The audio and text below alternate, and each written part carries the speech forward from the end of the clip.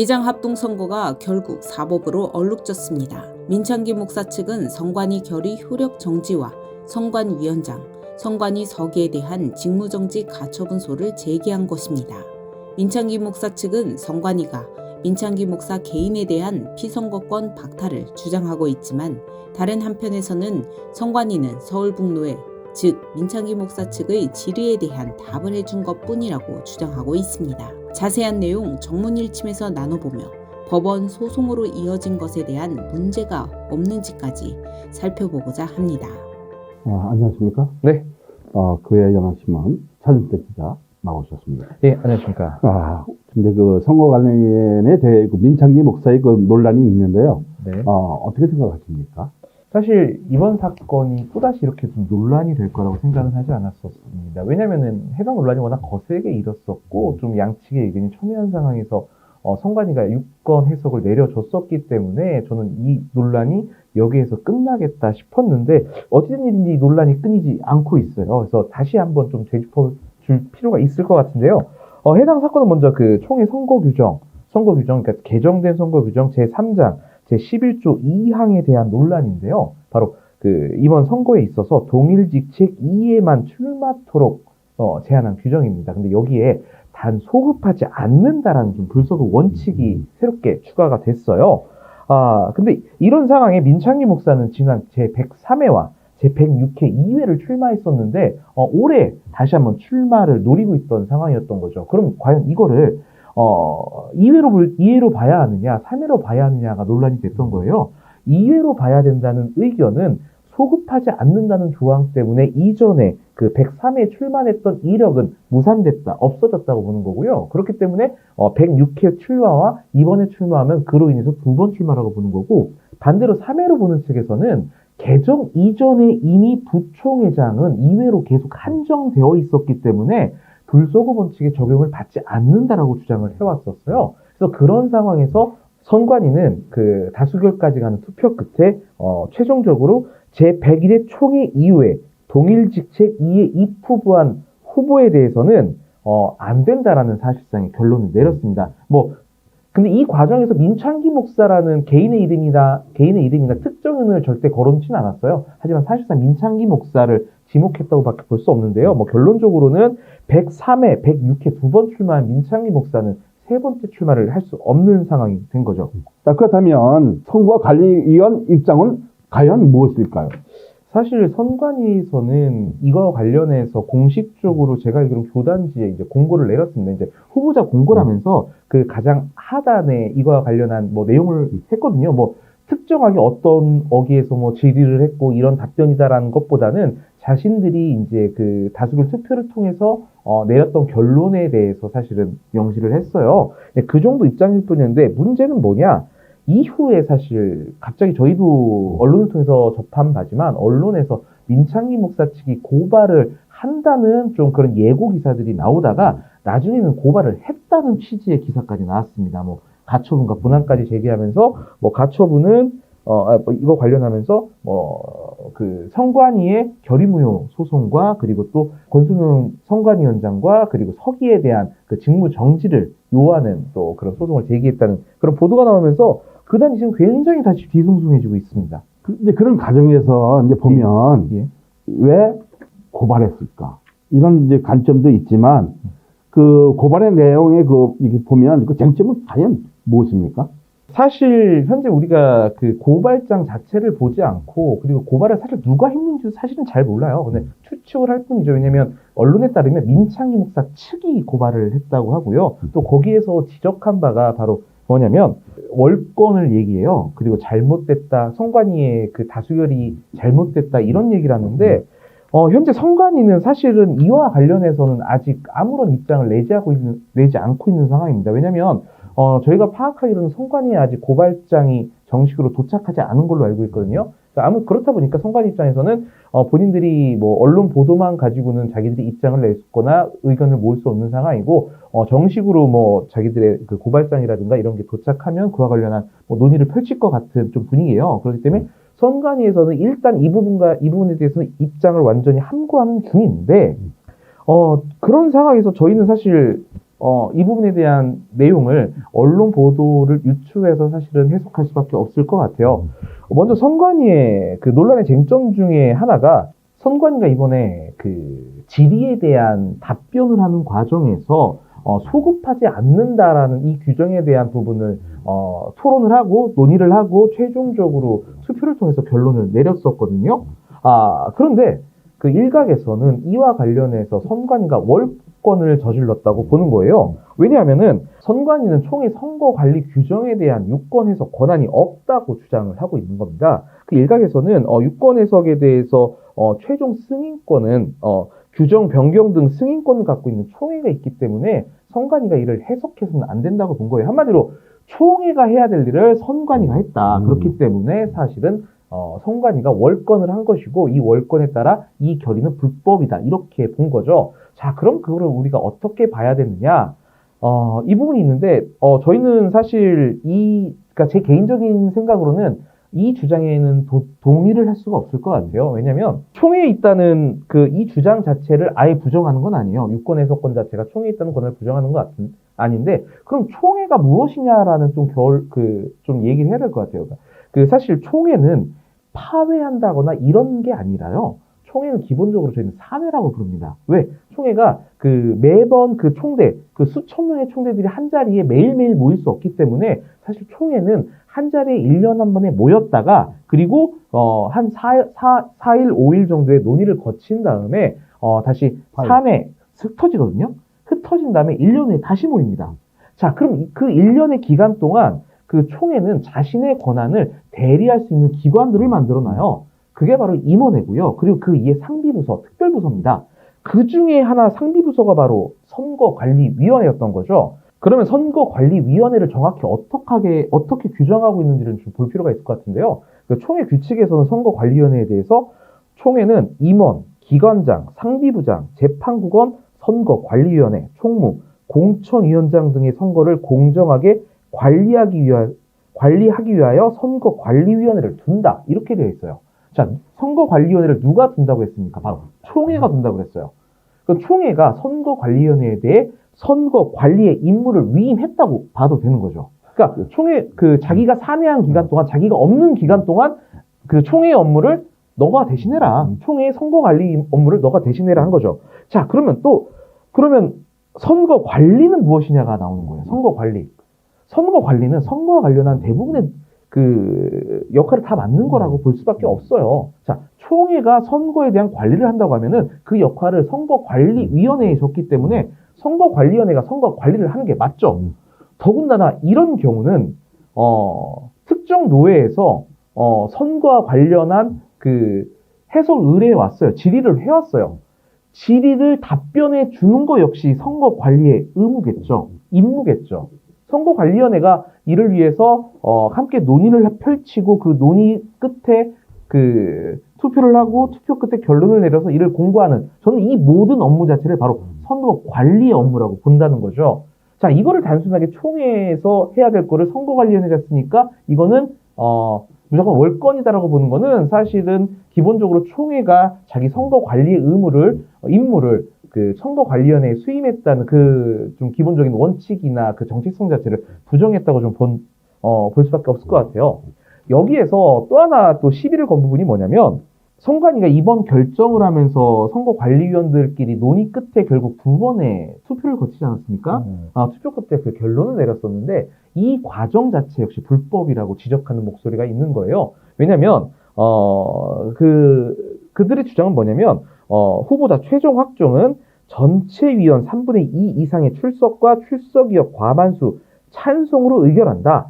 단 법에 저촉된 경우에는 예외로 한다는 바로 이 규정, 이 심사 방식에 대한 규정을 놓고서 말씀을 하는 건데, 왜? 법에 저촉되는 경우 예외로 한다. 근데 이거는 지금 법에 관련된 부분이고 법에 저촉되는 부분이기 때문에 이건 다수결로 할 수 없고 과반수 찬성으로 의결할 수 없다. 이렇게 규정을 하는 거란 말이에요. 근데 참 이 전제가 잘못된 게 뭐냐면, 지금 이 법 자체가 지금 명시하고 있는 게 뭡니까? 바로 후보자 최종 확정이에요. 후보자 최종 확정 시에는 과반수 찬성으로 의결을 하는데 법의 저촉 시에는 과반수 찬성 의결로 하면 안 된다라고 말을 하는 거예요. 후보자 최종 확정 시, 자, 하지만 이번에 선거관리위원회가 한 게 후보자 최종 확정이었습니까? 정확하게 말하면 단순하게 질에 대한 답변이었어요. 네. 물어왔으니까 선거 관련한 거 누구한테 묻습니까? 총회에서. 선거관리위원회한테 물을 수밖에 없지 않아요? 그럼 답변 누가 해줘야 돼? 선거관리위원회가 해주는 거예요. 여기에 더군다나 그 네. 후보자 최종 확정이 아니었다는 게 사실 선관위는 공식적으로 이 질의 자체가 민창기 목사를 위한 것인지 민창기 목사와 관련한 것인지 그 공고 역시도 민창기 목사를 염두한 것인지에 대한 아무런 근거도 없고요. 그렇게 하지 않았습니다. 질의 자체도 민창기 목사를 전혀 명시하지 않았었어요. 단지 그 법에 대한 적용을 어떻게 할 것인지에 대한 묻는 것뿐이었죠. 그렇기 때문에 사실 후보자를 최종 확정하는 것과 이 법 질의와 답변에는 전혀 관련이 없었단 말이죠. 하지만 뜬금없이 이 조항을 들고 나와서 법에 저촉하는 경우는 예외로 한다고 그랬는데 이건 예외로 하지 않고 다수결로 했다라고 문제를 삼는 경우거든요. 그렇기 때문에 저는 사실 이 법은 사실 굉장히 잘못된 적용이라고 지금 보고 있는 거고요. 이 논란 자체가 그 질의서에 명시는 되어 있지 않지만 민창기 목사로부터 흘러나온 거 아닙니까? 그 민창기 목사가 후보가 될 수 있느냐 없느냐에 대한 문제예요. 자, 그럼 그 후보를 어디서 추천을 합니까? 노예에서 추천. 바로 본노회에서 추천을 하죠. 네. 그 본노회가 바로 4월 16일에 열리죠. 네. 그렇기 때문에 4월 16일 전에 사실은 민창기 목사의 후보 추천 여부를 자기들이 할 수 있을지 없을지에 대한 판단을 해야 된단 말이죠. 자, 근데 아까 말씀하셨더니 선관위가 후보 추천을 전제로 한 후보 추천에 대한 최소한의 그 기준선을 제시했어요. 공고를 통해서. 네. 그렇죠. 네. 그거를 따지면 그게 만약에 지금 사회자님께서 말씀하신 대로 그게 절대적인 공고라고 하면은 지금 어떤 노회에서도 그 명시된 내용에 벗어나서 후보를 추천할 수는 없단 말이죠. 그렇죠. 그렇죠. 그렇게 따지면 현재 민창기 목사가 소속한 노회 역시 그 공고 내용에 분명히 제101회 총회 이후 동일지책 2에 입후보한 후보는 추천할 수 없도록 돼 있는데 민창기 목사를 추천한다는 거는 사실은 공고 내용을 어그러뜨리는 거죠. 그러니까 한마디로 선관위에서 허락하지 않은 후보, 선관위에서 명시하지 않은 후보를 선관위가 그 이를 무시하고 노회가 추천한 꼴이 되는데요. 그렇기 때문에 저는 그 노회 전에 급하게나마 가처분을 통해서 자신들이 추천할 수 있는 여지를 한 번 더 점검하려는 차원 혹은 기회를 보려는 차원이라고 좀 보는 거죠. 이제 그렇게 보면 네. 103회 때 한번 떨어졌어요. 네. 그리고 106회에 나왔는데 106회 때 보면 두 건이 가처분이 있어요. 어제 소를 제기를 했는데 그 소에 제기한 걸 보면 우리 그 청계 그 이제 규칙이 있어요. 그리고 거기에 그 다룰 수 있는 여러 가지 법이 있는데 차 기자님이 한번 부연설명 좀 해줬으면 감사하겠습니다. 일단 전제할 것은 그 당시에 그 민창기 목사 측이 굉장히 자신 스스로 억울하다고 말을 하는 상황이었고요. 그렇기 때문에 사실은 이거 억울하면 못 견디겠다 해서 법으로 고소를 한 걸로 알고 있어요. 선거가 끝난 후에. 근데 하지만 이제 총회가 너무 혼란스럽다고 판단하니까 그 당시에 이제 우리 소강성 목사가 중간에서 중재를 하면서 좀 취하를 해달라. 좀 그렇게 해서 결국 취하가 된 걸로 아는 그런 사건입니다. 사실 민창기 목사 입장에서 굉장히 대의적인 결단을 내렸고 총회를 위한 결단을 내린 건 사실이었죠. 근데 이 문제에 대해서 당시의 그 행위에 대해서 현재 지금 다시 논란을 제기하는 또 그런 목소리가 있는 거예요. 그게 뭐냐? 그 관건이 뭐냐? 바로 당시에 모든 후보자들은 지금도 마찬가지지만 공명선거 서약이란 걸 합니다. 네, 맞죠. 후보자의 후보에 들어가기 위해서는. 공정을 하죠. 네, 그렇죠. 그러니까 이 내용이 뭐냐? 여러 내용이 있어요. 그러니까 선거 규정 잘 지키겠다는 게 기본이고, 두 번째는 이거와 관련해서 선거와 관련해서 고소하지 않겠다는 내용이에요. 왜냐면 너무 선거 관련해서 자기 뜻대로 안 풀리면 고소고발하는 경우가 많으니까 서약을 통해서 스스로 고소하지 않겠다고 서약을 하는 건데, 그 내용이 뭐냐 잠깐 읽어드릴게요. 선거와 관련하여 총회와 선거관리위원회 등에 대하여 사회법에 의거 민영사상, 제소, 고소, 고발 등을 하지 않기로 서약하며 이를 위반할 때 접수일로부터 자동 입후보자 상실은 물론 당 회기로부터 향후 10년간 총대권 제한에 대해 이의 없음을 서약합니다. 이렇게 돼 있단 말이죠. 자, 이게 뭐냐? 선거와 관련해서 불만이 있어도 고소하면 안 되고, 혹여 고소를 한다 그러면 그러니까 후보자 자격이 자동 상실되고 또 그걸로 끝나는 게 아니라 향후 10년간은 총대권을 박탈당한다는 뜻이에요. 그거에 대해서 나는 서약하겠다, 이의를 제기하지 않겠다는 뜻인 거죠.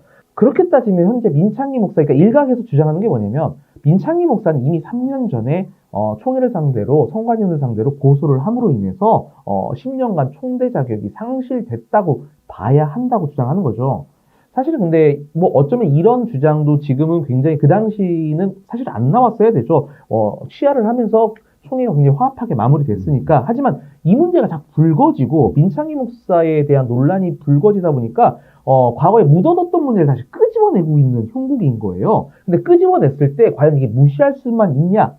원리 원칙적으로 법리적으로 따지고 들어가면 사실은 이건 충분히 적용할 수 있는 조항이라는 게 문제인 거예요. 그게 어쩌면 성관이 입장에 있어서 굉장히 좀 골치 아플 수 있다는 겁니다. 왜냐면 이걸 누군가 성관이야대가 이 부분에 있어서 이거를 적용해서 10년간 총대권이 박탈당했기 때문에 현재 총대가 아니다. 총대가 아니면 후보자 자체로 나올 수가 없다라는 그런 논리를 펼치면서 성관이의 일을 적용해달라고 요청을 한다면 성관이 입장에서도 굉장히 좀 곤란할 거예요.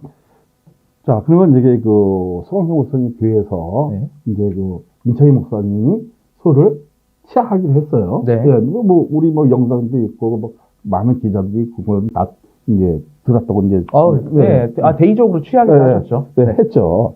자, 그러면 취하에 대한 거에 우리 총회 규칙이 아무것도 없어요. 그러니까 그러니까 이건 사실 규칙으로 갈 문제가 아니라요. 사실은 여기 서약서를 그대로 봐야 될 것 같아요. 그러니까 서약서를 따지면 아까 뭐 제가 읽어드렸지만 가장 목적은 그겁니다. 소송을 하지 말아라, 제소하지 말아라요. 말라는데 목적이 있지. 했다가 뭐 패소하거나 혹은 취하거나 이런 데에 대한 부연 설명은 전혀 하지 않았다는 거예요. 어디까지나 하지 말아라. 가 전제란 말이죠. 하지만 했죠. 그러니까 그렇기 때문에 취하를 한 건 사실이에요. 취하를 했을 때 그러면은 그거를 적용하지 않는다라든가 뭐 그거에 대한 그분의 뭐 그 제재를 가하지 않는다라든가 이러한 단서 조항은 저는 사실은 없는 상황이에요. 그러니까 제가 아까 선관위가 굉장히 곤란할 수 있다고 말한 부분이 바로 그거예요. 총회 전체가 당시에 민창기 목사의 대의적 결단을 굉장히 환영했고 그분의 그 뜻에 존경을 표했었는데 이걸 단순히 법리적으로만 몰고 가고 이 서약서 내용을 그대로 지금 따라달라고 만약에 선관위에 요청을 했을 때 총대들이 선관위가 그거를 어떻게 무시할 거냐 이 말인 거죠. 그렇기 때문에 저는 선관위가 그 상황까지 가지는 되게 원치 않을 것 같다는 느낌이 듭니다. 자, 그러면 여기 송학규 총회장이 107회 때 그래서 의리를 지키려고 이 문제를 꺼냈어요. 네네. 이제 이거를 삭제하자. 네네. 이 삭제하자니까 이제 그 총대 모든 사람들이 안 된다. 사람은 안 된다. 이렇게 했어요. 그러면 107회 만약에 107회 있으면 헌의를 올려서 특별히 뭐 어떤 예외 조항을 뒀으면 이런 뭐 논점이나 이런 논란이나 이런 뭐 이게 억울함이 좀 없었을 텐데 좀 아쉬워요. 그러니까 저는 이렇게 생각을 해요. 그러니까 오히려 그러니까 이거를 확실하게 방점을 찍거나 확실하게 이거를 뭐 규정하지 않아서 논란이 된다 하는데, 그러니까 저는 지난 시간에도 누누이 얘기했지만 애초에 이 법을 개정할 때 혹은 최초의 법을 지정할 때 취지 자체를 봐야 된다고 말씀드리지 않습니까? 취지가 뭐였습니까? 우리 합동 측은 너무나 앞으로 총회를 이끌 인재들도 많고 기회를 또 동등하게 줘야 되기 때문에 2회 이상은 우리가 기회를 주지 말자. 그게 그리고 2회를 했으면 다음에 양보하자는 게 법의 취지였고, 그리고 아까 말씀하신 대로 소급 적용, 아까 말씀하신 대로 좀 이거와 관련된 규정을 좀 바꾸려고 하지 않았습니까? 네, 그렇죠. 근데 그게 사실은 총대들이 거부했다는 거는 총대들은 우리는 2회만 하자라고 한 번 더 확인을 했다는 뜻이에요.